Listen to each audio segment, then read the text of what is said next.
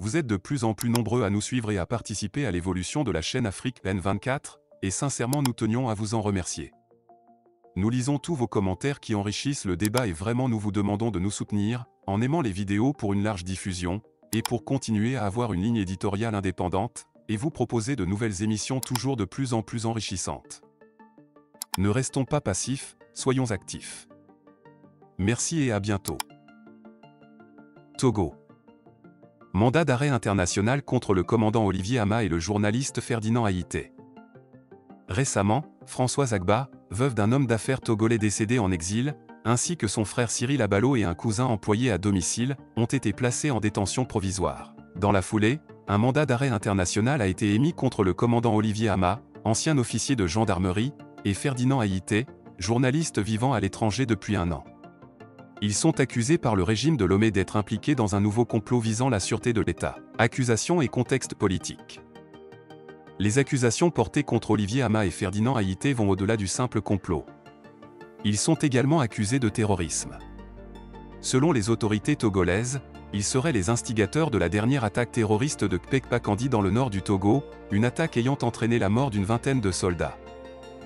Le régime togolais, connu pour son autoritarisme et son manque de transparence, a souvent été critiqué pour ses méthodes répressives et ses accusations infondées contre des opposants politiques. Les dirigeants de Lomé, souvent qualifiés de paranoïaques par leurs détracteurs, semblent utiliser ces accusations pour détourner l'attention de leur propre incompétence et des échecs du gouvernement. L'accusation de terrorisme portée contre Olivier Ama et Ferdinand Haïté a suscité des réactions vives tant à l'intérieur qu'à l'extérieur du Togo. Les observateurs internationaux et les organisations de défense des droits de l'homme dénoncent ces accusations comme étant politiquement motivées et visant à museler l'opposition. Le journaliste Ferdinand Haïté, déjà sous le coup d'un mandat d'arrêt international depuis plus d'un an pour une autre affaire impliquant des ministres togolais, voit sa situation s'aggraver avec ce nouveau mandat. De son côté, Olivier Ama fait face à des poursuites judiciaires au tribunal de Lomé. Le régime de Lomé, au pouvoir depuis plus de 50 ans, est souvent accusé de chercher des boucs émissaires pour justifier ses échecs et maintenir son emprise sur le pouvoir. Les autorités utilisent régulièrement des scénarios de complots imaginaires pour réprimer toute forme de dissidence. Cette stratégie de répression est perçue comme un signe de faiblesse et de manque de sérénité au sommet de l'État.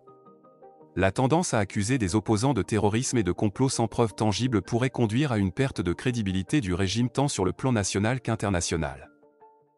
La situation au Togo rappelle celle d'autres régimes autoritaires en Afrique, où les accusations de complot et de terrorisme sont souvent utilisées pour neutraliser les opposants politiques. Lomé pourrait, à ce rythme, surpasser Ouagadougou en tant que capitale du cinéma africain, non pas pour ses productions cinématographiques, mais pour ses scénarios politiques extravagants. Les conséquences de ces accusations sont multiples. Elles contribuent à un climat de peur et de répression au sein du pays, dissuadant toute forme d'opposition. De plus, elles détériorent l'image du Togo sur la scène internationale, réduisant les chances de coopération et de soutien de la part d'autres nations et organisations internationales.